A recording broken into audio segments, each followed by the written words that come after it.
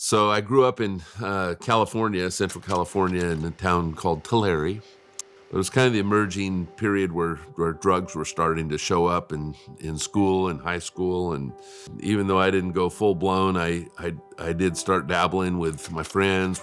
We'd go out drinking and partying and things. And we graduated on a Wednesday night. And then afterwards, everybody headed for Pismo Beach. And we would celebrate graduation through the weekend. And so we found ourselves at this motel called the Knight's Bounty. It was right on the California coast. And we started going from room to room where a lot of our friends were. And I knew that I wasn't probably too long for consciousness by all the stuff I had taken that day and that night. And so I remember stumbling my way to my car. And I couldn't even really make it around to the driver's side. And so I opened the passenger door and just sat on the passenger side and kind of figured that's where I was going to spend the night. And all of a sudden, this conviction came over me. There were some girls that were Christian girls. There were 4 of them. So I knew they were there. And one of these girls, her name was Kathy Moore. I just felt like she was the one who would understand what was going on, because it felt like it was God that was speaking to me.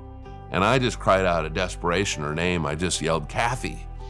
And all of a sudden, the driver's side door opens up, and it's Kathy Moore. And she sits down in my car right next to me.